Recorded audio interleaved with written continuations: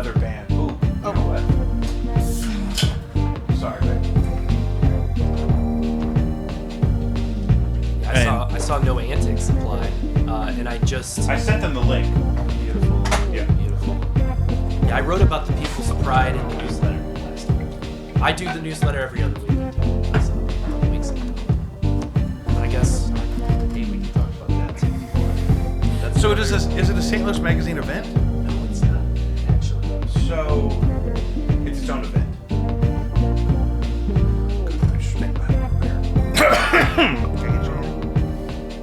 No, I'm good. I have some cold LaCroix if you change your mind. Oh, what flavors? It's lemon. I'll do lemon. Hell yeah. You want one now? Yeah. Lou, can you grab a lemon? You got it. Upstairs? No, in this fridge right here. I'm not an animal.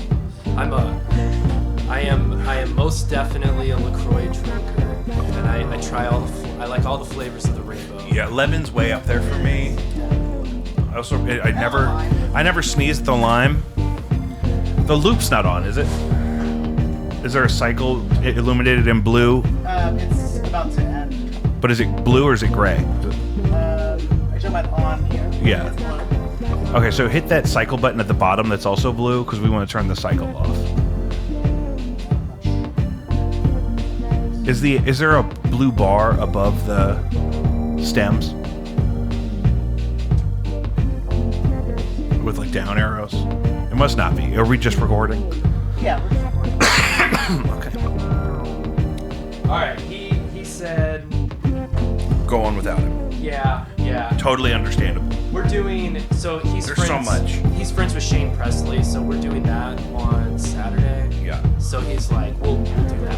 I did that show when Lucius and I released the 2 Deep record. I did a Rock Paper Podcast. Just me though, and that's funny. That's great. He's still doing that. It's been a long time. So Shane Presley of Rock Paper Podcast, I did his show when we put out the 2 Deep record just to promote it and for legitimacy. Yeah. And that was before I ever had this one. That was so funny. Yeah. Look at that really. That was like a whole. I'll cold open with that story. That Lucius and I wanted to do the White Stripes for Undercover Weekend back when it was at the Firebird, and we knew we had to be like an established band of some kind to get a gig like that, and so we put like a whole. I still have the Twitter page. We made a whole like anything they asked for in the application. We made an account to meet that requirement, so that we could do that, and then we got it, and we did a whole album, and we released it. And then we did Undercover Weekend as the White Stripes, and then we did the following year as Madonna, and that year was at Delmar Hall. Yeah. But we kind of made up a 2-piece band to be in, and material, and I had a vision for jackets, like we'd have like leather jackets, because nobody's ever done that. Nobody's ever done leather Nobody's jackets. ever done leather jackets. Guys, welcome back to Jacob V Weekly. We want to start like we do every week by reminding you to check out Caddyshack of Hamel, Illinois. It's CATTYSHACKIL.org. Save a life or 9.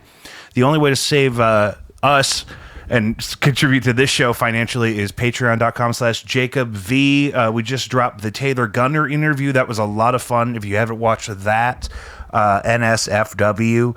And we're here today with my friend Joe Hess, and I want to kind of provide some background. So I know you mostly from, I was a production volunteer at KDHX when they were still on Magnolia. And then you were the shepherd of the RFT showcase for a long time. That's true. Yeah. One of my biggest regrets is that one year I played the RFT showcase with my friend Caroline, but also I had been invited that year to play my own material and get my name on a flyer even, but I just didn't check my email enough. Mm-hmm. I really shit the bed on that one. So RFT Showcase was, I remember being mostly in the Grove, and it was several venues and local bands playing. Like it was a whole weekend. Typically, yes. Sometimes it was Saturday and Sunday, and some years it was a Friday night, like a big kickoff on Friday night with a marathon on Saturday that started really early and ended really late. Mm-hmm. Yeah. That's kind of, especially depending on the weather, that may be better. You know what I mean? Sometimes the Sunday part, I'm like, ugh, that's a real hit or miss. The vibe has to be right for a Sunday. Yeah. That's so true. And one of the Riverfront Times music showcases, I believe it was in 2018, we brought in national headliners for the first time. Yeah. And that was an experiment for sure. But, those headliners played on Sunday. And because of a heat wave, and I think Father's Day coincided with that second day as well, there was not the turnout we expected. Yeah. But that experience also further illustrated to me that this event specifically, its strength is in local music. Not that I didn't know that already, but sometimes when you work as part of a team and people have a vision, you want to include, you want to try to include as many people and their efforts as possible and their creative vision and actualize, what they want out of it as well. So I often found myself as a kind of middleman between the organization I was working for and the music community. And I tried my best 2014 through 2019 to, navigate the space between and try to create something that was fulfilling the needs of everyone. Right. What are some of those needs? Well, for me, I don't want to speak for anyone else specifically. But the collection of things that people have said, oh, it'd be great if we had. Yeah. Certainly space on the show to perform. And what I mean by that is a time slot that is inclusive of enough time to set up your equipment and break it down. One of the biggest challenges with having an all-local music festival, not just an all-local music festival, but one that includes so many people, is fast turnover times. Yeah. And coordinating that with everyone and communicating that, if there are technical difficulties, even if they're not your fault, your set might be cut short. Right.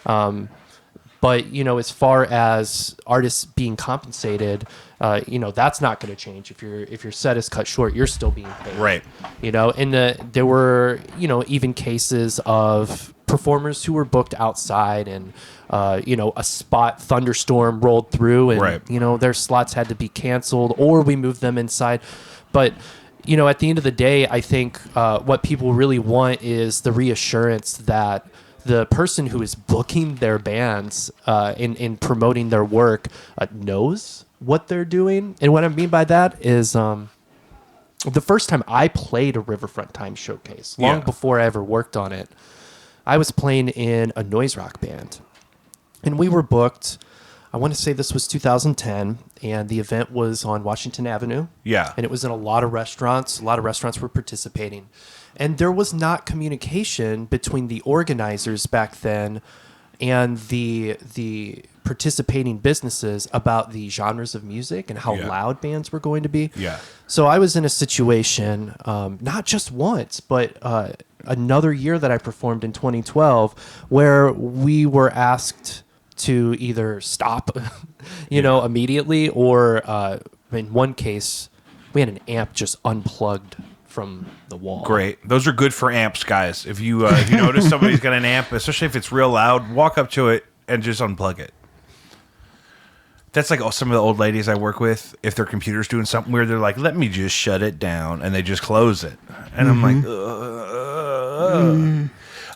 that was my number one thing I was thinking. It's like setting a band up for, like, I did a gig that I was doing for free just to have a reason to farm some content, and I have an acrylic plexiglass like drum screen, drum shield thing. Yeah. I got specifically for that because I'm like, it's really so I have a show to do with the drummer that was moving away at the time, but it was also like this room is not treated for full volume acoustic drums at all, so I got to try to do something. Yeah. But yeah, so that's the thing. You're like showing up and nobody has any idea what the noise constraints are of the environment that they're booked in, and nobody thought to ask ahead of time. Yeah, it's really interesting. My goal is to set up everyone for success, and success means different things to different people, but ultimately I want people to feel welcome, especially in efforts to bring like different kinds of music together, different genres, Yeah. but also, when we're talking about musical diversity, there's a lot more that goes into it than just genre. I think about what part of St. Louis people are coming from. Are you based in St. Charles? Are you based out in Jefferson County? As a St. Charles person, I thank you. Well, He didn't Not- say not that whether I- it was positive or negative. That's true, but just for mentioning it, Just for even acknowledging that we even exist. acknowledging Thank it. you. I don't live there now, but Yeah. Well, I grew up out in Jefferson County, and my senior year of high school, I started playing in a band, and immediately I happened upon Fugazi, and my interpretation of the music culture. I didn't so much gravitate toward things like the straight edge movement, but what interested me was the accessibility and not having to play in a traditional concert venue. And so my friends and I were networking with people on stlpunk.com and booking VFW halls in rural Missouri, even further away from St. Louis. And we would have these big weekend shows. We would have these. we have a guest, Jacob. Are you serious? I didn't know. That Are was you gonna serious? We would have these. We would have these big events, and they were really great because I think the perception that you can go see like a band that you like or a genre of music that you like, it may only be accessible in that city that you live Right. close to. Right.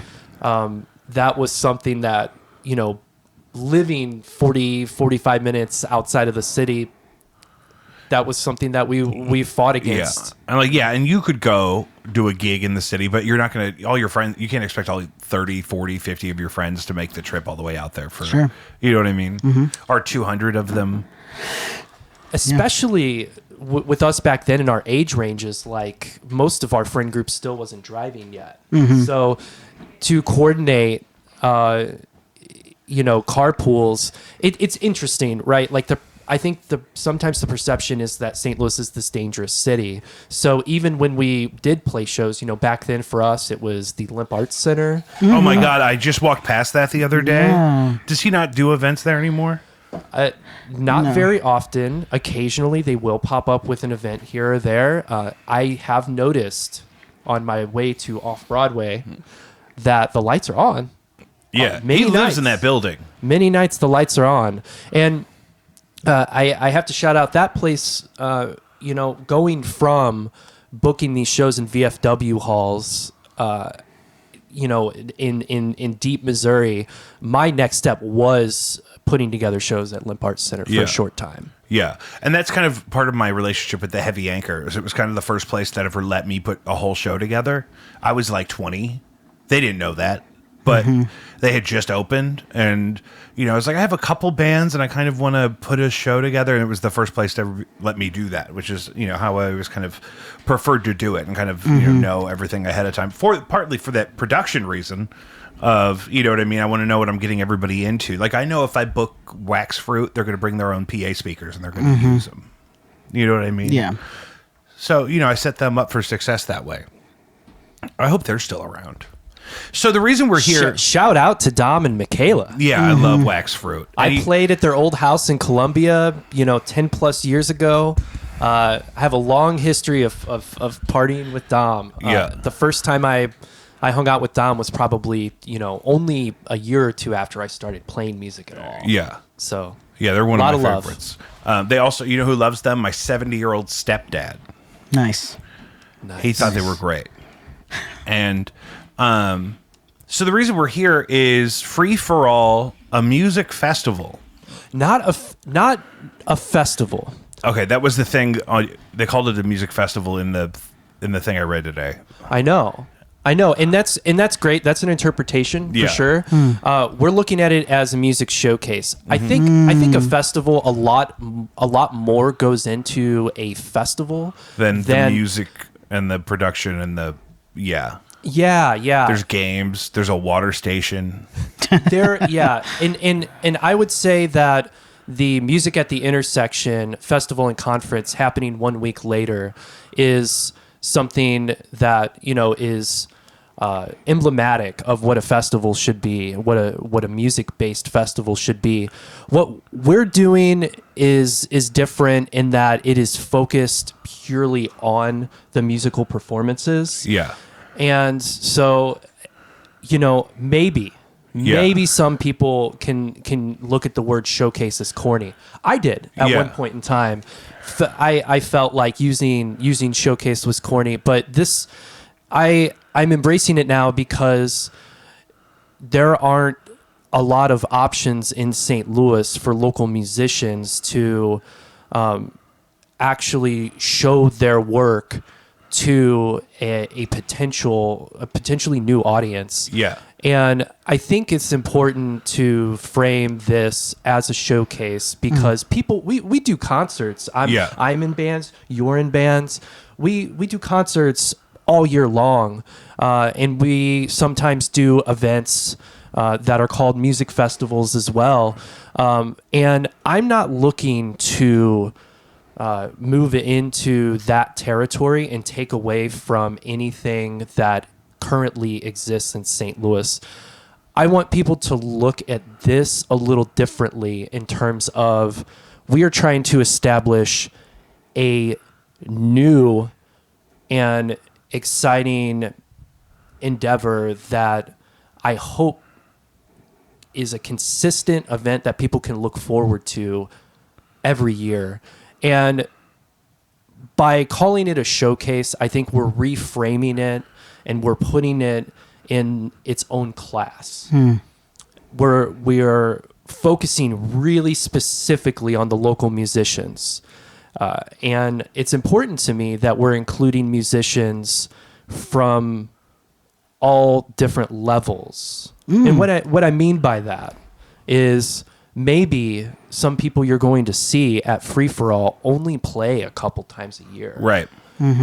Maybe some of the artists that you see at Free For All have only played a couple shows so far. Yeah. And there's a reason that they're on the show through our own research and wanting to offer all of these different levels.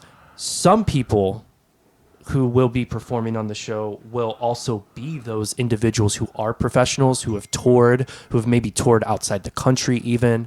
So we're looking to provide something that is musically diverse, not just in genre, but in the ages of the performers, what part of town or what part of the region they live in, and their experience level and their level relative to people who consider themselves to be professionals. My thing is, we're talking about Free For All, the inaugural showcase for Free For All to sort of fill the void of offering this kind of focus on a diversity of local music. It's taking place the weekend before Music at the Intersection, the festival there, which includes some local music, but certainly not primarily. You know, it's interesting. Looking at the lineup, I see a lot of names in the Music at the Intersection festival lineup that I've worked with before on the RFT showcase in the past. And it's because people who are looking to really go to this next level in their lives as an artist and seek doing creative work as a professional. Music at the Intersection is almost unparalleled locally in giving a platform to those musicians. So what the goal of Free For All is, it's a way for Music at the Intersection and the Kransberg Arts Foundation to reach the vast music community that isn't already covered in Music at the Intersection. Yeah. Music at the Intersection has a lane as far as genres. Yeah. R&B, soul, hip hop, certainly jazz. And those are just a few of the genres that they serve. But there are some things that aren't included. The first thing that comes to mind really are a variety of rock genres, punk genres, metal. Myself, I have a background in playing experimental music and punk music. So both of those umbrellas are things that I will be working to include in the event, certainly. But Free For All offers Maddie a way to include so many more musicians, and some will go on to perform at Maddie in the future. Sure. That is the idea.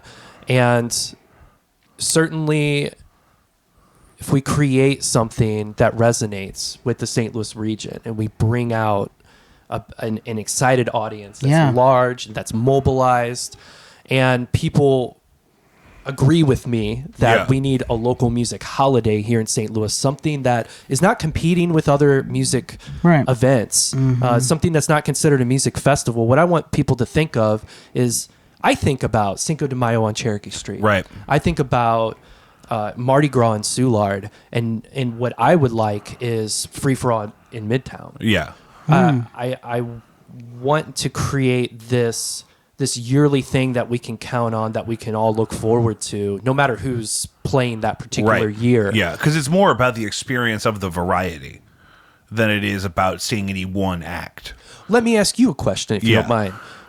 Tell me about your experience, not at a specific Riverfront Times music showcase, but in general, when you think about that event and the positive aspects of it. Like, what rings true to you? Like, what sticks out to you as far as that experience?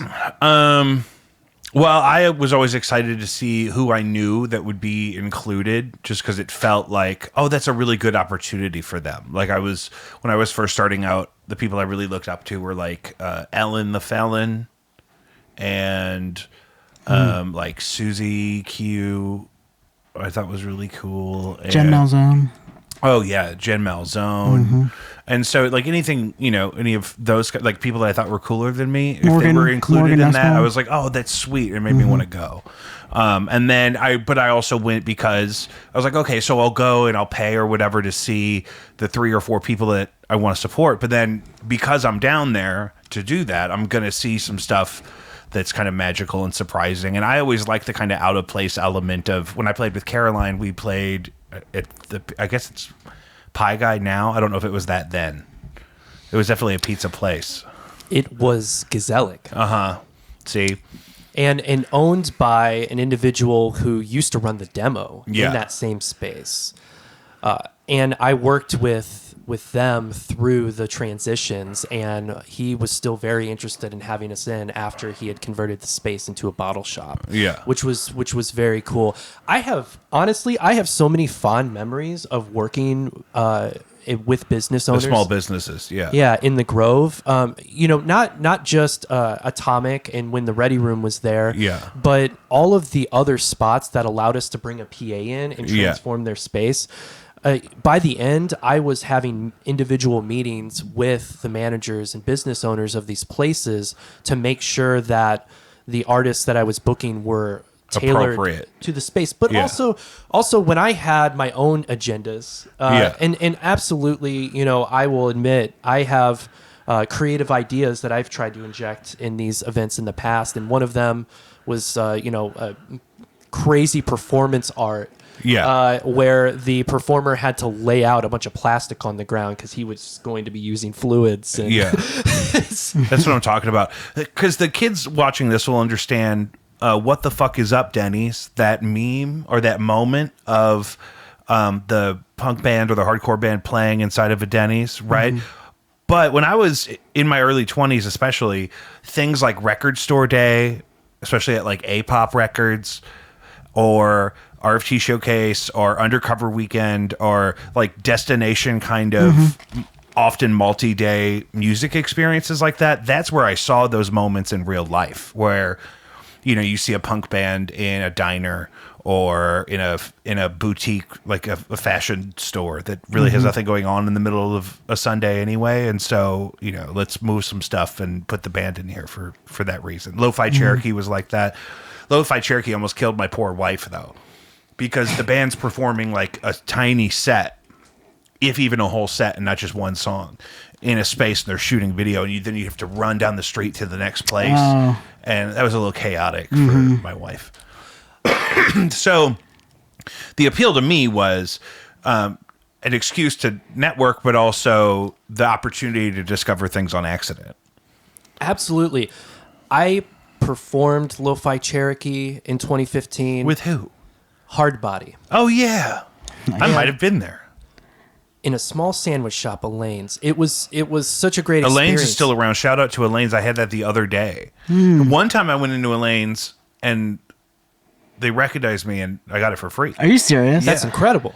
Yeah. I mean, I had like met them before in like a music capacity or whatever, but I hadn't been into the store yet. So yeah, shout out to Elaine's. Going strong. Closed on Wednesdays, I think. I learned a lot from that experience and going to it in the past. I think Bill Streeter's an incredible person who's contributed a lot. Huge inspiration to me. He contributed so much to the St. Louis music community. And Undercover Weekend, I played one of those events as well. And I remember having, I was a little young. I think it was before I was working in an official capacity. Yeah. I think at the time I was running an what some people might consider to be an illegitimate venue space on Cherokee Street. Which one? Cranky Yellow. Oh, God, I loved Cranky Yellow. Shout out to David Wolk. David Wolk is still doing a lot of incredible work, especially at the City Museum.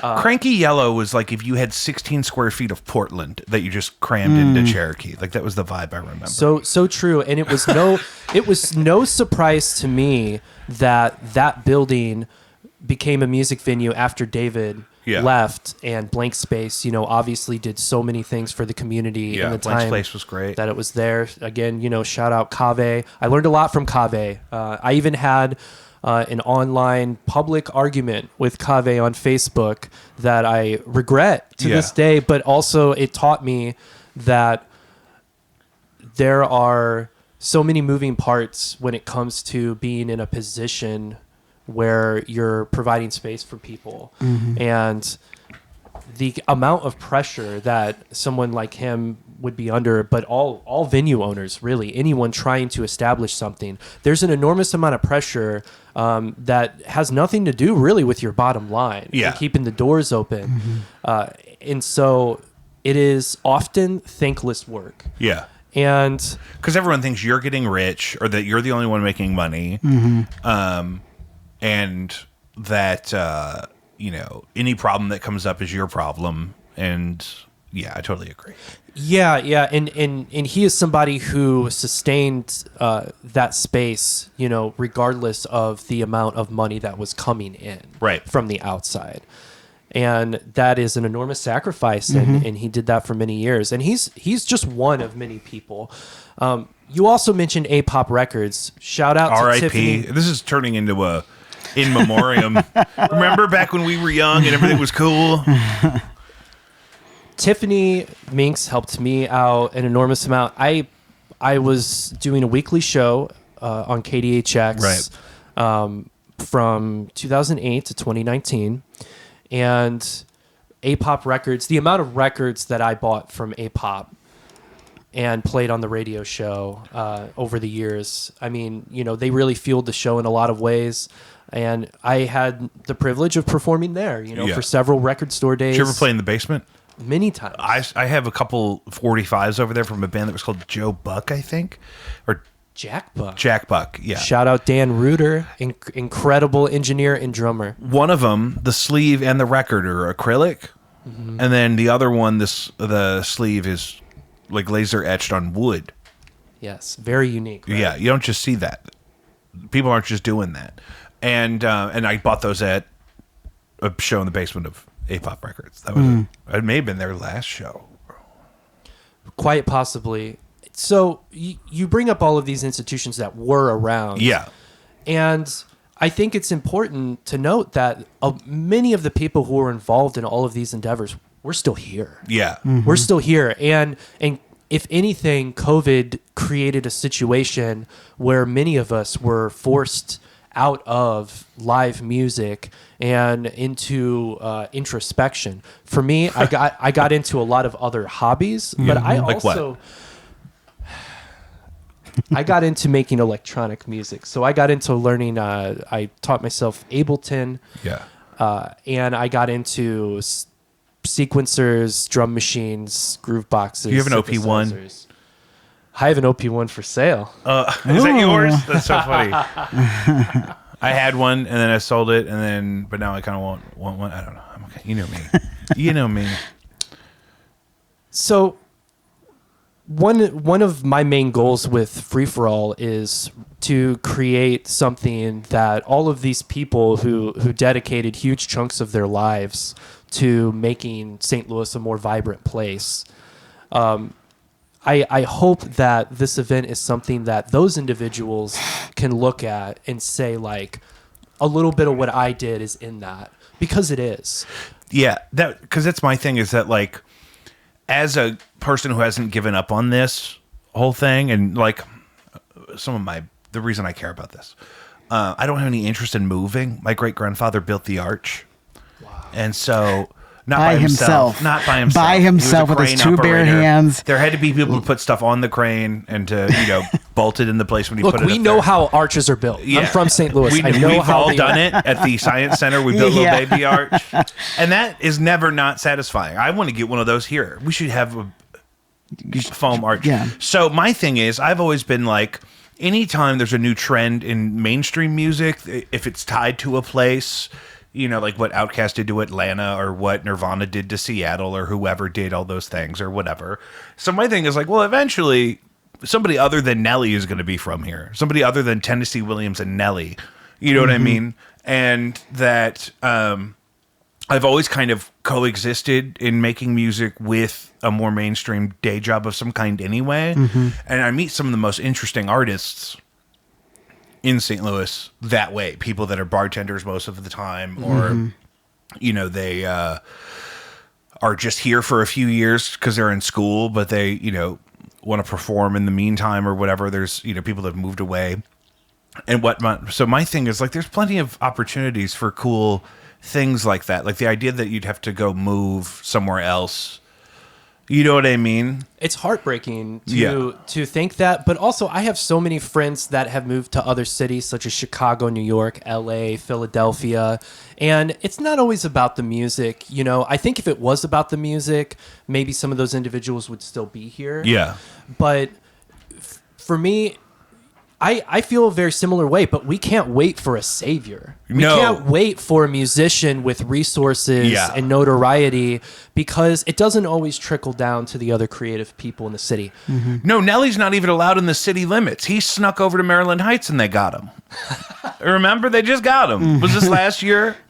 And that's my thing too. It's like the scene is always way more interesting when you know about the bands people were in before they were in the more famous one, or I have tons of vinyl over there from everything Jack White did before the White Stripes that I just give him money all the time. Although I will stand up for those first couple of White Stripes albums. I love them. The guitar tone on the first one is insane. First riff on the very first song on the very first record is insane. And I'll put it up against anything. I went through about a year and a half ago, a pretty major life event that was very sad, and for some reason, I put on some old White Stripes, and maybe because I listened to it so much in high school, it was very therapeutic, and I hadn't had, it's weird.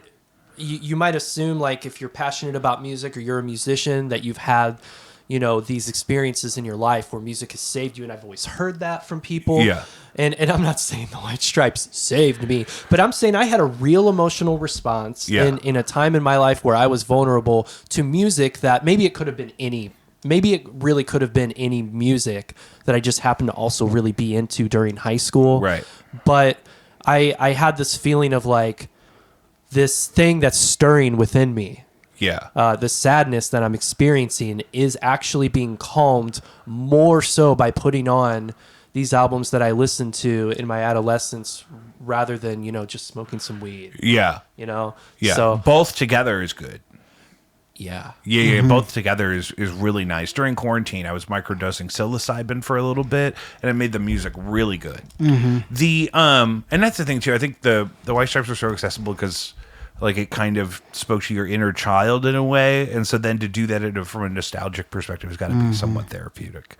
And it's not like overly sad as music. No, a lot of it is really cheesy. Yeah. And I think that's why it works, and it's so satisfying. And honestly, I think My opinion, Jack White is very derivative of musicians, of black musicians from Detroit, and so there's that's a whole other conversation. Right? Totally, absolutely. Yeah, but there's also something to be said about individuals who are able to take that influence and to bridge the gap to a mainstream audience. So I'm definitely appreciative of that, and what he's done with his label. He's put out music from friends of mine. So, can't say too many negative things. Did you ever go down there? No, actually. Oh yeah, I've been a couple of times. I did the record booth once. That's over there too. And but the one of the very first radio broadcasting things I ever did is I had a radio show in college, and my friend Heath came on with some friends of his that he played music with, and he was talking about the problem with St. Louis is if you want to go see a couple of cool shows in one night, it's a lot of driving. Yeah, right. So if I'm like, oh, this really great band is going to be at the tap room, they don't start until 11, but I really want to go see that band at Blueberry Hill before that, and that we might miss something. Mm-hmm. You know what I mean? Because they might overlap, and we got to do parking in both of those places. Mm-hmm. Now, the one thing I wanted to get into is I understand this is going to be 10 venues. Yeah, right now. So the venues that are included are definitely subject to change as we get closer. That's the thing. I didn't want to force you to speak on specific venues, but if there's any that you know for a fact are involved, I'm totally down. Yeah, definitely. So the venues that we have listed right now are tentatively what we believe where we believe all the music will take place in. So yeah, I want to put that out there. It's absolutely going to be in the Grand Center Arts District and that footprint. And as of right now, plans are to put music at all of those venues that we have listed online. But something that's really important to me about this event is right now we are in the midst of this campaign where we just announced the event last week, and we have, it's a really simple Google form, and is it getting just blasted or? We've gotten a lot of responses, and the form is broken up really into two parts. When you look at it, it asks if you would like to apply to play as a musician, and then it asks if you would like to nominate somebody else. Yeah. Both of those are equally important to me. Yeah. Because working on the Riverfront Times Music Showcase, there used to be this thing called the Riverfront Times Music Awards, and they broke the categories into genres. Mm-hmm. We were too young, I think, when that was still happening. I think so, yeah, because I don't remember that. I remember hearing about it, but not necessarily being included. Go ahead. I am also a fan of the Nintendo Wii. So, I got a couple of those here. Nice. Nice. You can play GameCube games on the Wii. Yeah. My favorite was 13. Do you remember 13? It was XIII. Mm-hmm. It looked kind of like Archer. It was a first-person shooter, and we were waiting for the GoldenEye follow-up, so it was exciting at the time. My favorite GameCube game was F-Zero GX, and you can currently play that on the Nintendo Switch 2 Nintendo Online subscription. I recommend it. So, not a sponsor. We can talk about video games probably for even longer than we can talk about music. So I'm looking at so there's tons of good spots down there. I'm looking at the public radio article. It's really important to me to keep the footprint kind of small so people can walk. Yeah. One of the challenges with the Riverfront Times Showcase in the Grove was that the Manchester's long, and from the first venue to the last venue on the street, it can be the entire street, like all the way to Kings Highway almost. So because if you go from Platypus all the way down to like Rehab, like that's tired. Is that a mile or a half? Well, one time we were drunk and we wanted to go from a town. I don't drink anymore, so that's why I say that, because this is a moment in time. And we were at Atomic Cowboy, but we wanted to go to Gramophone, and everybody was going to walk. And I said, I am not walking all the way down to Gramophone. So I got on a Lime scooter because we still had those then. And I had a poncho on. It was Peruvian alpaca. And I was going down the turn lane, down Manchester, blackout drunk, on a bird scooter, no helmet. But my poncho was flowing perfect. And when you get up to 29, 30, like those things max out at, stopping is the scary part. Yeah. We can't keep shit. Like, do we have any scooters anymore? No, not that I know of. If we do, I'm not seeing them. Yeah. And I had a moment. I see them occasionally. I really do. There's a couple of times, like if scooters saved my life. I see them if in you a, see a parking spot in front of Broadway Oyster Bar, Yeah. and you're going to Ballpark Village, and you see a scooter next to a parking spot, it's perfect because it's like, oh, I'll take. Let me take that again. Let me take the scooter down to where I'm actually going, and then I don't have to pay $20 to park. Yeah. Exactly. And I'm borrowing somebody else's car. The plates are expired. If I get a ticket, I was never gonna actively find me. planning to use a scooter to get from Prism to the Improv shop on Saturday. And you couldn't find one? My friend ended up going to the show and gave me a ride, Oh, but good. that was going to be one of my options, like see if there's a scooter around and then maybe an Uber. Because there's things, and you've probably had this experience where you have 2 gigs at once. You know what I mean? Occasionally, yeah. And I try to avoid it, but sometimes it happens. And a scooter comes in clutch sometimes in that situation. Honestly, but you gotta hope that it's there. You can't just call upon a Also, scooter. to somebody else driving down the street or walking down the street, if you got a cape, maybe a guitar on your back, and you're on a scooter, maybe you're a little drunk, like you are the most interesting NPC somebody is going to come across. On that day. Yeah, Especially with the poncho. I've been playing Far Cry 5 because it was like $4 on Steam the other day, and there's a very rare spawn. Kind of like in Minecraft, you have the chicken jockey. Not common. You don't just see those. There's a guy with a flamethrower in Far Cry 5, and you don't just see a lot of them. Yeah. And you got to shoot him a couple times to get him to bend over so you can shoot his jetpack and blow him up. Nice. And that's what that reminds me of. So trying to keep it as walkable as possible. It's not going to be too cold, so it's going to be fine. It's still going to be hot. Will guarantee you. Yeah, early September is still hot, but But it's going to be great. Yeah, the thing about it though is that I feel like by the end of the summer, all of us are far more acclimated to the heat than we are. Doing this in June would be a lot harder because people are still like, I don't want to. The air hurts my face. Like if you survive until September, you can go out and do some things. And we'll probably have another one of those heat domes where it like bakes us alive a little bit, and then maybe September will be kind of after that, so we'll like really be. Fingers crossed for no heat domes. Yeah.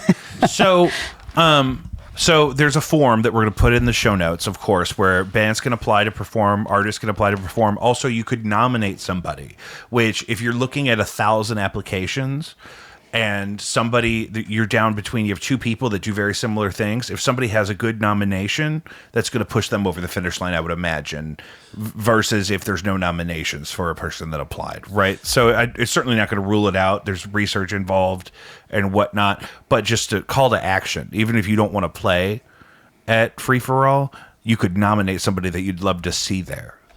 Yeah, I take the recommendations very seriously. So I brought up these Riverfront Times Music Awards earlier. Oh, right, that's where we were. Because that was this way that the music community could engage with Riverfront Times as an entity and say, like, this is what we like, this is what we're into, these are the people who are active. But unfortunately, not that many people actually voted. And when I was hired at Riverfront Times, my very first day, my very first task was counting physical paper ballots during the last year that they did physical ballots. Wow. And then the next year I was tasked with kind of like trying to get more people engaged in voting. I had such a massive distaste for it. Yeah. So I'm not really stoked about talking negatively about, especially since Riverfront Times isn't a thing anymore. Yeah. But there were a lot of weird, negative, unintended consequences with breaking people up into genres. Yeah, that's always hard. Yeah. And one of the biggest things for me, what I noticed right away is there were, more than half of the categories were subgenres of rock, but we had only 2 categories of hip hop. Well, that right away, the hip hop scene in St. Louis is enormous and honestly incredible. Yeah. And so it was very easy to see, like, we're right here, like all of these people are being excluded. So my first change was to have more of those categories added and to adjust the categories. And then after that first or second year of doing that, I went to the marketing department at Riverfront Times, and explained to them, I think the festival itself can be better if we actually do away with the awards part and we put make it a showcase. Yes, and we put more resources toward writing about every band that's performing at the showcase, and then maybe we can increase the number of bands that are performing. So obviously, we're not here to talk about Riverfront Times. No, but it's a good foundation. It's why, I mean, I reached out to you, or we talked about something maybe several months ago before Free for All was, official and whatnot. And I was like, man, I would love to have you on the podcast to talk about this. And you said, which I'm glad you did because you're doing something, that we should wait until there's something to promote and that there's something to do. And I was really hoping that would happen. Yeah, me too. And it's been a really interesting experience getting this concept off the ground. What's interesting to me is that the idea of having, bands at multiple places on a strip or a street, this is not new. It's not even particularly special. It's people just call it a bar crawl, right? Yeah.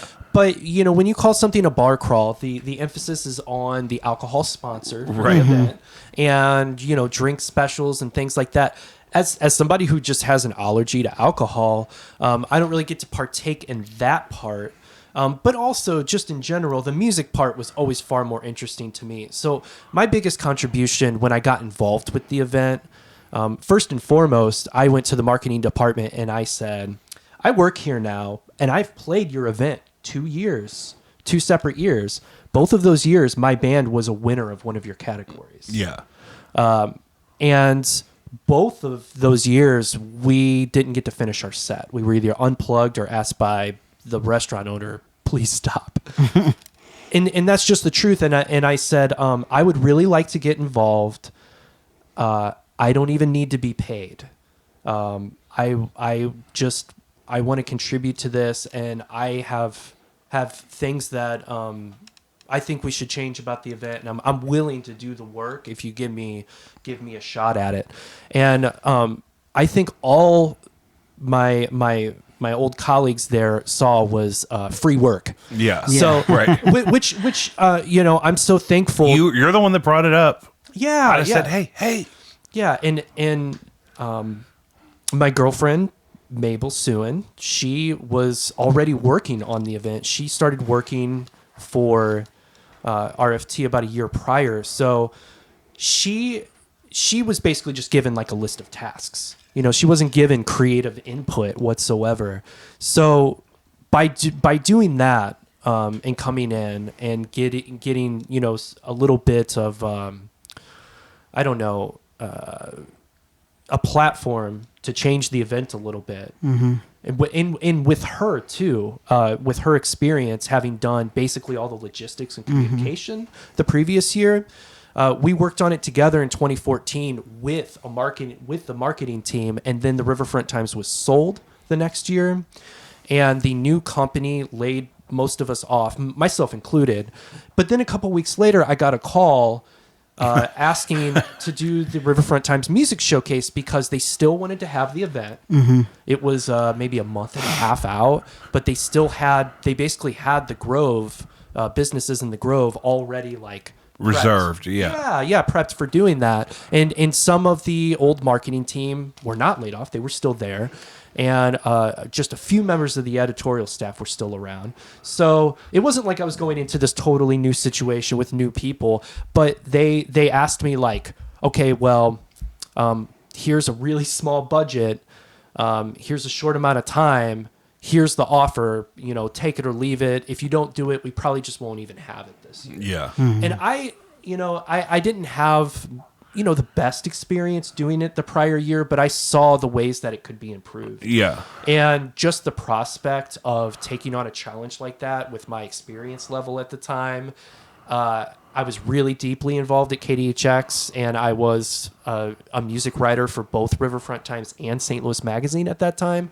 So for me, I maybe arrogantly, I thought, I could do this. Like, right. I'm suited for this. And people were so nice to me. People like Tef Poe agreed to perform that version of the event my first year, essentially for free, because I just told them like my position, where I'm at, and He was, just doing so many incredible things in the city that I just started reaching out to him and other folks, and I just said like, hey, look, the budget's limited, but if we do a good job, I think that they'll increase the budget, in the future, and they might dedicate more resources to it, but I'm going to try. Yeah. And a lot of people opted in and helped out, and before that year in 2015, that Riverfront Times event maxed out at 50 bands. Yeah. So my thing was like, well, if I can do it, I talked to the business owners in the Grove, and I said, I have this idea to try to cram 100 in one day, because the people I was approaching, like, even though I didn't have a lot of money, people were really interested in like the opportunity and the context, and I mean, it's much more memorable. Like, I can't remember every show I played at the Firebird because I mean the inside of the building always looked the same, but like I can remember the weird stuff where it's not always the normal opportunity. Yeah, absolutely. Shout out to the Firebird and Mike Cracciolo. He always kept my projects in mind when booking some of the bigger experimental artists that came through. I got to play with Melt Banana multiple times, and some other bands from Japan, just because he paid attention to what we were doing, and he kept it in mind. And that's if you're in a position where you're organizing, especially a concert, a showcase, a festival, whatever it is, you can certainly keep it within your circle of friends. Yeah. Mm-hmm. Some people are very successful in doing that and keeping a consistent audience because of, honestly, the consistency. People know what to expect, and they go. A really good example of this is Materia.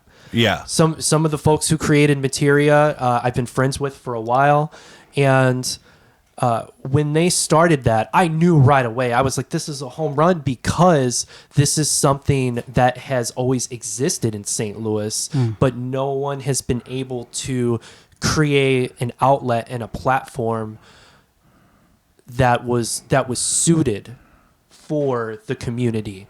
And they knew exactly what to do, and then they worked on it, month over month, and had regular events. And now, I'm so proud of all of them. I'm so proud of Manapool, Nadir, and Umami, Eric Dante. There was one afternoon I spent 3 hours interviewing Eric Dante for an article. Yeah. Just incredibly creative people. And, one example of folks coming out of this like COVID era, with something actually innovative that is exciting. And now, if you're an electronic artist or you're a DJ, that's the best gig you can play in town right now. Yeah. So of course, lineup is just kind of emerging as a possibility. I thought it would be fun to mention some people I would consider nominating, or that I'd love to see at an event like this. Let's hear it. Okay. So I think Middle Class Fashion for sure. I remember when they were brand new, and I was renting a space at Limp next to them, and so I love them. They're great. Who do you think? I'll nominate No Antics. No Antics should definitely be there. They're so great. Definitely. Pomia. Yeah. What? Pomia. Yeah. Yeah. Is Doing great open mic nights. Yeah. Yeah. And Casadores is really cool. They're a band. They're great. You're just trying to name bands, aren't you? No, I'm just thinking who I've seen lately. Right. Who have I seen lately? I think because some people just moved away too. I mean, like, I'm thinking, and there's some bands that just weren't around when we had stuff like this before. You know what I mean? It's just so much has happened. So much just keep happening. I'm afraid we might have gone into history for a long time. It might put some people to sleep. I think people want to hear about what's happening now. Well, I think that's very exciting. That's the thing. I think but also I think it was so important to me that like when I first heard about Free for All, it was that, it reminds me of all the things we used to like to do, things like the Off-Broadway Crawfish Boil, or like significant kind of events that you could look forward to, even if the music was Yeah. different and it was like an experience. Yeah. And I'm excited for this. it's going to be even great. even just an attendee. Like, what's the appeal to you in organizing this of Grand Center specifically? Well, Because that's a transition. Because when I would have been helping out at Cage Rex, it was when they were still on Magnolia. I never did anything. have you been Grand- to Music at the Intersection? No.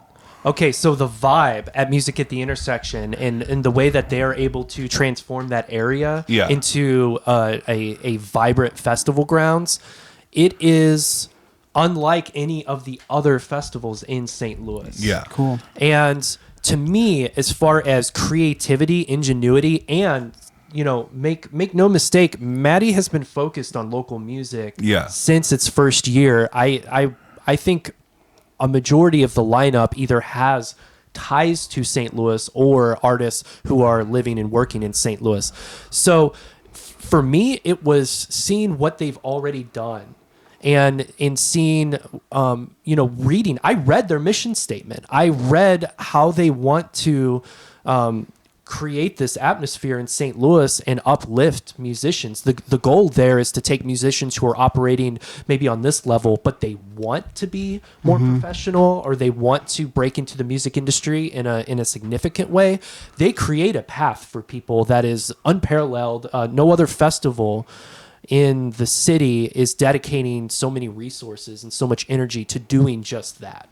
So their mission statement lines up with, honestly, the things that I was thinking about in my entire tenure working with the Riverfront Times Showcase.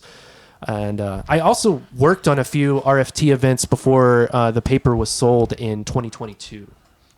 I worked on an event called Art Affair on Cherokee Street that prominently featured live music, and Pig and Whiskey Festival, which had national artists, but also still majority local artists. So the Grand Center Arts District is really unique in that it gives this gateway to these art galleries, to these spaces, these performance spaces that I think some people think of as being upscale. Yeah. I would. Yeah. Yeah, and they are, and the production, from the production to the promotion, they have things dialed in a way that I really haven't seen elsewhere. Yeah. So for me personally, the Grand Center Arts District provides this neighborhood space that, like the Grove, we have a lot of people that live in the Grove who might not really care for having a huge music event and a huge street crawl. Yeah. But the businesses would love it, right? Moving over to Grand Center Arts District, there are less residential spaces to kind of hinder. Yeah, and what's really important to me is that Free for All slots into an existing music community that serves needs that aren't being met, and that does not take away from anyone's quality of living, even if it's for a weekend, and that doesn't take away from the multitude of programs that the Kranzberg Arts Foundation have going on all year long. Yeah. So it's walkability. Yeah. It's I know with beyond a shadow of a doubt that the production is going to be there, that the staff is going to be experienced. We're not necessarily going into those small businesses and restaurant spaces with PAs and putting a punk band on the floor anymore. Now if you perform Free for All, you are getting you're guaranteed to have a world-class engineer helping you out. Yeah. Whereas, honestly, RFT Showcase, sometimes I was bringing my own band's PA because the space either didn't prepare or they had equipment, but it was having problems when we started setting up, the day before. That's an example, right? So it provides the perfect area for us to create something new And there are so many benefits to partnering with Music at the Intersection and Kransberg Arts Foundation to get this off the ground. Without the help of Chris Hansen, we certainly wouldn't be in the Grand Center Arts District right now. Not the Chris Hansen. No, the St. Louis Chris Hansen, who is a saint. Yeah. And I got distracted when you said, I was like, Chris Hansen. Yeah. why don't I take a seat over here? Yeah, go and take a seat. Come on and take a seat, sir. Have a seat. Because that was my initial thing. Because that's like there was really mixed emotions about the prospect of moving KDHX from South City to Grand when it happened. Mm-hmm. But since then, a lot of these businesses were not open then. The venues that you're hosting a lot of these bands in, and it makes sense because they have, commercial talent coming through the area all the time. And then also, Maddie kind of showed you that it's possible to transform the space into that kind of thing. But are we thinking mostly indoor, most of the performances? Most of them are. There will be some outdoor ones, and it's really to provide a diversity of experiences. Yeah. The sound is not as good when you're outside, unless you are outfitting it with a full outdoor stage and you have some kind of like buildings are blocking off certain areas so we can create, a space for acoustics to sound a little bit better. And my co-founder in Free For All, Mike Landau, has a lot of experience working on outdoor music festivals. Yeah. And so he is spearheading the production of everything. So his experience combined with the resources that Maddie and Kransberg Arts Foundation are providing, give us an opportunity to do this and not do it in such a punk rock way. Yeah. There will be aspects that are punk rock about this. Yeah. And what I mean by punk rock is, you just do it, right? Yeah, like, okay, making it work. Yeah, we have a couple problems, but we just do it because the music is the focus. Mm-hmm. Perfection is the enemy in things like this, I think. And so, one of the ways that this is maybe a little bit more punk is that it's short sets. Mm-hmm. The point, and it's another reason why we're calling it a showcase. Yeah. Because the point is for we get a snapshot. If you're performing at this event, no one is the headliner. Right. Mm-hmm. No one is the top of the bill featured going to be more important than the person next to them. We're offering something that represents the artists on an even playing field. Every artist that is selected to perform, we are offering everyone the same amount of money. Yeah. Mm-hmm. The same amount of money, no matter how many people are in your band, no matter your experience. Great. You've toured Europe. It's the same amount of money. We're considering it a stipend. Yeah. Because a payment is more focused on scaled. and it's more focused on your experience. This is a little different. What we're offering is access to Music at the Intersection the next week to everyone who performs. Everyone who performs at Free For All is going to receive an artist pass. Oh, wow. To Music at the Intersection. And if you look up the price of passes online, you will know that that's valuable. That's a pretty big deal in and of itself. And it's really important because this is the overarching goal, is to include as many members of the music community that aren't already included in Music at the Intersection. So we have a stipend, we have that, and then there's something else that we haven't announced publicly yet because it's really for the musicians. And I assume your podcast, most of the people listening are going to be people in our music community. Yeah, a lot of them. So here's something. I don't think this is necessarily going to be the draw for everybody, but this is something that's really important to me, and it's really important to my co-founder Mike Landau, and it's important to Chris Hansen. And it is that the day before the festival starts on September 5th, we're going to have a private party for all of the performers and all of the staff that are working on the event. And this is meant to be a networking event. We will have badges at the door that you can put your name on. Cool. And everyone will be encouraged to just talk to each other. We might have a DJ performing, but by and large, this will be an event where people the performers can check in and get their credentials for the event itself. And it is an event where, we've said already in a couple interviews that this is meant to create a situation for people to network, a platform to grow the music community. But to be honest, doing a music showcase with 10 stages doesn't necessarily do that on its own. Right. Like there will be some mingling. People will be crossing paths. I will be deliberately putting genres next to each other that aren't the same.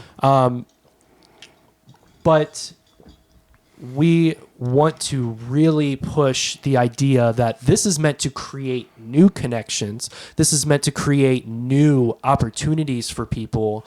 And it's meant to foster future endeavors and creation. We're hoping to start the music community in a powerful direction by connecting people who have no reason to be in the same room together otherwise. So that is going to be a pretty big aspect, something that's really important to me. Sure. So all of the performers will be invited to that. And right now I'm looking at maybe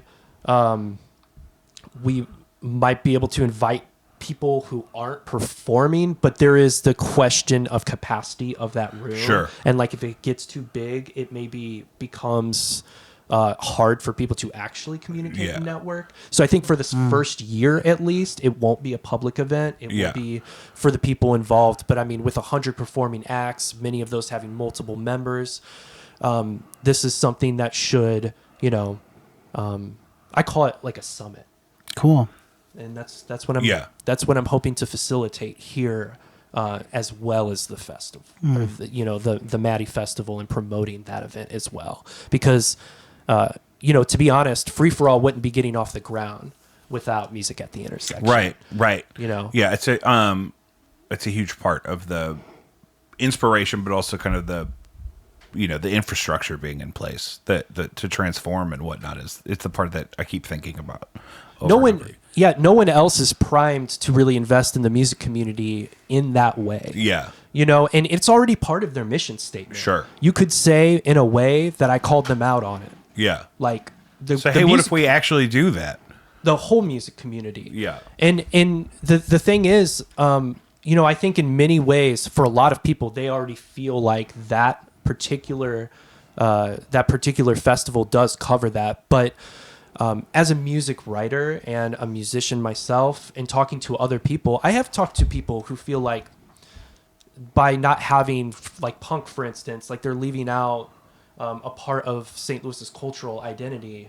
And we have an incredible history of punk here in St. Louis specifically. So bridging the gap, if we're including all of these disparate genres, and I'm really also interested in including things that are super hard to classify. Yeah. So by creating this platform, what I'm hoping a lot of people go to our website right away when they hear this. Submissions close on July 10th, which really isn't that. No, it's sneaking up. That's next week. Mm-hmm. Yeah. And what I'm hoping is that people will give, I'm going to receive all the feedback in the nomination forms. Yeah. I'm looking at every single thing. So what I'm hoping to do is to shape the Free for All music showcase based on the people that apply and the nominations. Mm-hmm.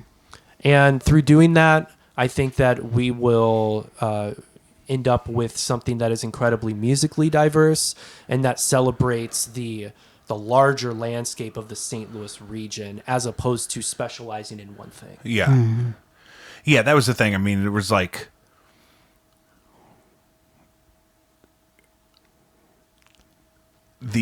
buffered for a minute. Cut that. We all got to do that. Yeah. Sometimes I always feel like I always get kind of sad if I, for example, at the RFT showcase back in the day, if I would have seen somebody that I'd never ever heard of and they live right down the street, just because they do something a little different than what I normally do, I would get sad at first, like, oh, I can't believe I didn't know about this until now, especially if they actually have stuff out that I could go listen to. It's like, I could have been doing this already. And so the exciting part of that to me is, obviously the focus on local music, and then it's kind of in a unique space that you're not in all the time, or that's just kind of crammed together. And is there video stuff in the works? Lo-Fi Cherokee was a huge inspiration to the content I make with these cameras on my Patreon, which I do like multicam of all my shows, and those are all on my Patreon thing, because I kind of wanted to learn how to do, some of that. Is there going to be a video element to the thing, or is that carts and horses? Honestly, right now, the budget we're working with is so small. Yeah. Because this is really a pilot program for future events. However, people have reached out to me and offered these kinds of services for free. I'm really reluctant to ask anyone to do anything for free. Yeah, because it makes it hard to rely on. That's one part of it. The other thing though is like, okay, maybe I let a videographer do a really nice multi-video, multi-tracked recording of one of the bands that are performing. Yeah. And they put it on their YouTube. And what happens if it only gets 50 views? That's where I feel bad. Like, I want it to be worth that person's time. And so if I don't have the budget necessarily set aside to allocate to them, then I can't ensure that they're going to have a good experience working with me because I'm like, yeah, sure, do this. And then it goes into the ether. And I say that as having been the person on the other side. Right. Like, I've done a lot of things for free for people over the years. And every once in a while, I've looked at it and been like, man, this took me like 2 or 3 days. Yeah. And just working on this, and barely anybody looked at it. Yeah. Mm-hmm. So the intention is everything. Yeah. From those videographers and stuff. Like, is it because you want to help the community? Like, because this is like a community effort in that sense, of trying to like build up the community. Like, because you don't want to have that expectation. And it's so easy to get all the way down on a project and realize, wait a minute, I'm doing all of this for free. And then, you've already done half of it. And then, the option is you either finish it for free or it sits for a long time. And then everyone's like, didn't we have cameras? Weren't there cameras? Mm-hmm. Yeah. But on the other side of it is this. If I am being genuine about this being an event that is a little bit more shaped by the community than by a board of directors, exactly, who are in a room, who have experience, who are putting their best foot forward, there's a difference. I'm hoping to work as a facilitator just first and foremost. I'm here because I have experience doing an event that was similar, which we talked about at length, and maybe that's important, but I think the other part of it is that I'm also just a musician that wants more interesting opportunities inside the city. And what better way to do it than to do it yourself, to DIY. Yeah. However, when you want to do something that's actually big, that involves a whole community, you can't do it yourself. I can't walk in and tell you and you and you and everyone else what it's going to be like, how it's going to go down, what I think is good. Like, the only reliable way to do something that is going to actually serve our community and be something sustainable long term is to constantly be fielding questions from people within the community and taking those comments and taking those ideas, for what they are and taking them seriously, and trying to do my best to include as much as I can without undermining any of the organizations we're working with, or undermining people in the community who are just like me, who are just want to see something cool happen and putting their best foot forward. So I'll more than likely still try to facilitate if anyone reaches out to me who wants to create media. And I will just be super straightforward with them about it. And say, like, this might not do anything for you. Right. It might not even do much for us. Yeah. But if you are interested, I will facilitate it, and I will connect you, And that goes for anyone with a podcast, anyone with a blog. I will make the time to talk to you. Yeah. Especially in this next month. Like, I am dedicated to prioritizing people who are making things happen in their own spaces, regardless of if it's making them money or if they have sponsorships. Is there a central URL to find the thing, or There is. It's freeforallstl.com, the number 4. Yeah. And right now, that'll be the title of the show too, and that URL will be in the description. But thank you. Yeah. Right now the URL redirects to the Google form. Right. But in mid-July, we're going to be launching a full free-for-all STL website. And that's one of the reasons why my partner in this, Mike Landau, isn't here right now. He's working every day on our new website. And what we're hoping to do is create a directory of resources on the website. So it's not going to just be about our showcase. It's going to, hopefully, the goal is to have a directory of all the record stores, places that people can get lessons, places where people can buy instruments, all the instrument shops. And we're hoping to include a list of any blogs, music blogs that people are doing, and podcasts. And this might not materialize immediately. Right. It might take us until we're very close to the festival. But the idea is that we're going to create a website that exists after the festival. Right. Mike is really passionate about potentially creating a directory of individual musicians for hire because he runs a recording studio. It's hard. I'm going through it all the time. Somebody's always asking me, hey, I need this for this and blah, blah, blah. And then you got to figure out, hey, do you have rehearsal for church that day or are you free? A lot of the guys I know now are church guys for some reason. Yeah, so this is also kicking off an endeavor like if St. Louis Magazine, for instance, decides to not do as much music coverage as they are doing right now, which is a fresh thing for them, and if I have my way, it'll continue to grow. Yeah. But if, for instance, we've experienced this time period where KDHX and Riverfront Times are gone. They're gone. But what some people might not know is we had a dedicated music publication called 11 at one time for several years. Yeah, and it was great. Beautiful looking, and it was free.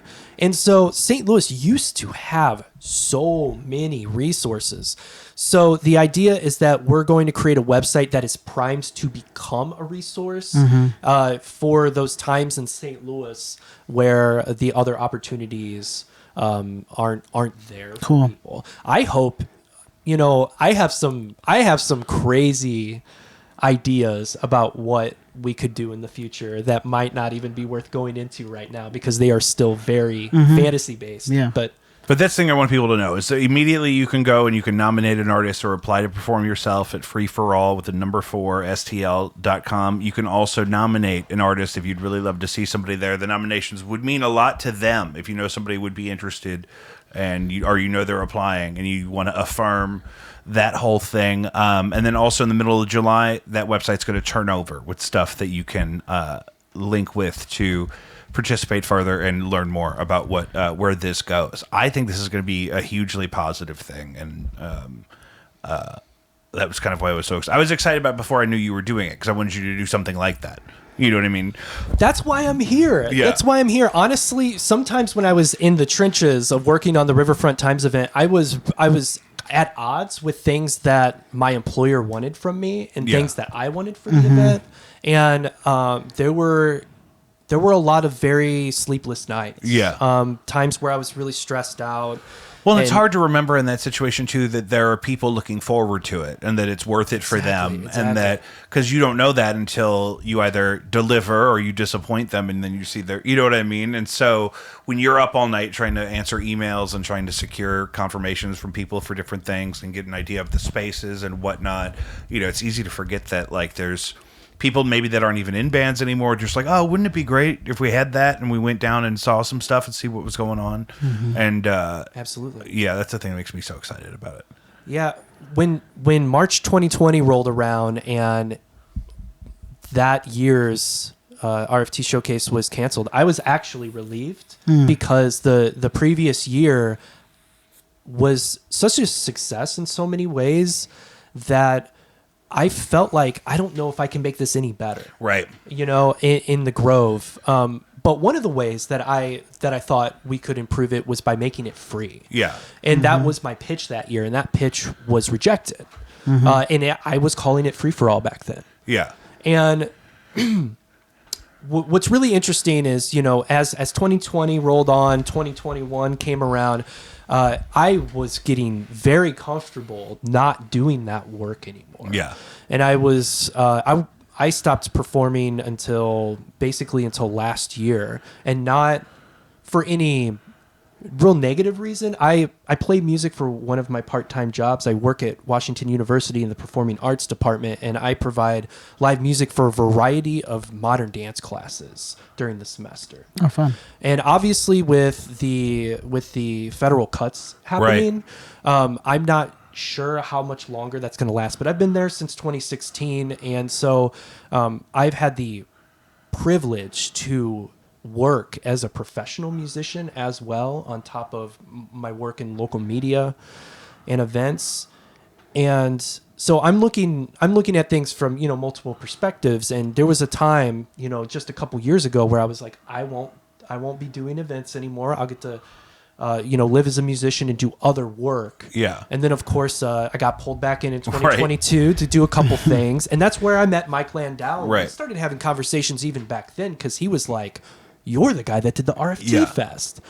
And I reluctantly said, yeah, exactly. Did I make you do anything you didn't want to do? That's what I would think. It's like, which PA did you end up with? I'm so sorry. It was my preemptive. I had a positive experience, but I was still drinking then. So I kind of wish I could remember it more, because that was the thing. Me and Caroline would put them away. So that's my thing, is I think it has so much potential. There's an obvious need for it. It's, it gonna accidentally or otherwise include tons of my friends. All of my friends are in bands or were in bands or make something, because that's just what I've been spending all my free time on for so long. So we're over the hour, so I don't want to hold you for too long, but I definitely want to reiterate just kind of where you're at with the whole thing and what you're excited about. Yeah. Well, I want to just point out, ever since I stopped doing that RFT event, people never stopped asking me about doing something new. Yeah. And there were conversations I had with people who own venues in St. Louis, promoters, production companies, and when they came to me to just ask me about it and if something was happening, I tried to encourage as many people as possible to make something new. Yeah. Do it. Somebody please do it. And I even said it under the premise of make something new and please book one of my bands. Yeah. Like, I want to experience this kind of event in a positive environment where I don't get turned off. Yeah. Like I want to have fun now. And there were a couple things that I know were pitched to different organizations, and it never got off the ground. So last year, Mike Landau contacted me and was like, "Okay, Joe, how do you feel now?" Yeah. And I said, "Actually, enough time has passed, and I haven't seen anybody else pop up with a similar concept. I'm starting to feel like I'm the one that has to do it. It's going to happen." It's the same thing happened to Jesus. You have to do it, Joe. God has one son, Joe. It's true. For example, I mean, just to draw that, we could also talk about The Matrix. I was thinking Lion King. The Lion King. Mufasa only had the one baby, and then he fell off that cliff, Joe. Am I You're Mufasa's only baby. You're Simba. Oh. You're Simba. I mean, you don't have to stay in charge. You could decentralize the monarchy once you ascend to the throne, but you got to get there. I don't want to be on any throne. That's why I like you, Joe. Yeah. Honestly, I keep my social media private because I don't want to be an influencer. Not that anybody's putting me in that position, but I never want. You don't want to be like the centralized like tastemaker of this whole thing and be like the boss of, or be like the, you know what I mean? I totally get what you're saying. Yeah. It's not that you don't want to contribute and have responsibility, but it's that you're not looking for the attention or the gratitude for yourself. You'd rather them express that to the artists you're including. Yeah, and I know the musicians are grateful. Like I understand that. That's part of the reason why I'm interested. Because they've been hungry for it. They've been telling you for years. Yeah. And what I would really like to do is establish something new that we all can look forward to. and I would like to get it to a point to where I'm not involved behind the scenes, and maybe I can go and just enjoy the show instead of running around from venue to venue like a crazy person, which is what I will end up doing inevitably. Yeah. And I would really love for it to become an institution in and of itself, something people look forward to every year, and that could, I could teach other people about my approach. I will say this. I went through a transformative program at the Regional Arts Commission in 2013 and 2014 called the Community Arts Training Institute. I was nominated to be part of this class. It's a class that you not only have to be nominated, but then you do an interview, and they for placement. Yeah, and back then they would pick 16 people a year. And these are people who are across many different creative fields, but also social work. Yeah. And Stephen Holdsworth was the person who nominated me and put me on a path of being much more community oriented than I was before. I was booking punk shows, I was booking noise shows. But he saw that bigger potential for that kind of behavior in you. Yes, and we spent a lot of time talking, and there were a couple years where I would count him as a mentor. Like there were performance art things that I was doing that were kind of political in nature, and I was really nervous about the ideas that I had because I didn't know how they would come off. So, I had a lot of long phone conversations with Stephen, who advised me, and he always sent me in the right direction. And one of the biggest contributions was nominating me for the Community Arts Training Institute. I actually didn't even get in the first year. Yeah. But the second year that I was nominated and applied, I made it in, and I learned. It expanded my world so much, and it connected me to some incredible people in our arts and music community that I wouldn't have been in a room with otherwise. Yeah. And so that experience, I did that before I ever did an RFT showcase, but I don't think the RFT events would have been nearly as good. I don't even think I would have been the one to do those without that. Yeah, without that experience. So if there's anything I'd like to close on today, it is just to say that for me, I'm only here because other people maybe projected something onto me that they thought that would be a good fit for me. And I like to think I'm fairly open-minded. So when those opportunities, interesting opportunities, were presented to me, I really just tried my best to rise to the occasion and be present for that stuff. And I know I made mistakes, and I apologize ahead of time for the mistakes I will make in September for free for all. Yeah. But it sounds like the spirit is good. People want it to happen, and people want to be a part of the process, even if it means, little inconveniences about the money or the placement or the amount of time. I think the enthusiasm is absolutely going to be there. Yeah. And if you don't, if you're not selected this year, the idea is that this will be here every year. So please continue to apply. No art grant that I've ever received or opportunity that I've had the privilege of being given.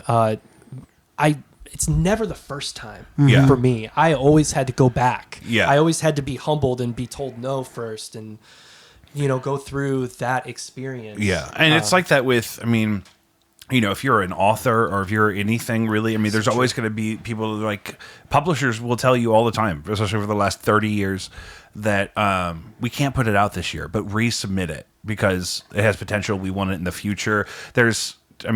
Bands are like that. There's so many bands that I was like, nobody knows about this. It's never going to be anything. And then, you have these memorable experiences that come out of because you were patient. You kind of stuck with it. You kind of insisted that it's going to be fun regardless. Yeah. St. Louis is a city where we don't necessarily have that music industry that like a Nashville has. So we are a music city. Yeah, absolutely. Mm-hmm. Yeah. And anyone you talk to, we just don't get paid as often as other cities do. Correct. And that's the truth. And so St. Louis is a music city. And we're a music city in a little bit of a different way. And it's because people here will continue to make music and perform music and create community regardless of the money that's involved. Yeah, I agree. And the appeal of Free For All is to include those people who aren't ever going to be professionals.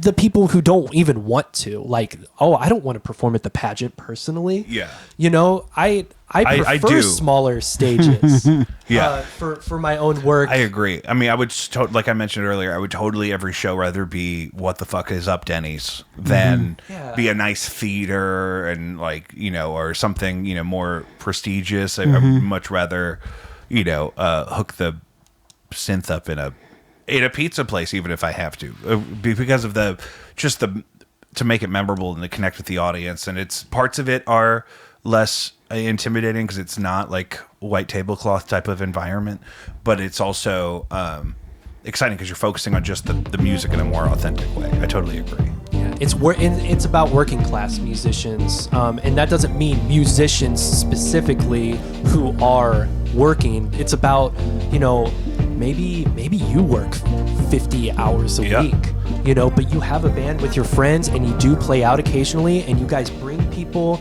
and you look at this event and say, like, I want to play in this kind of atmosphere where there are people always coming and going, there's a big crowd, and people are here specifically because Free For All said, we want you to discover a new band that you would love through this event.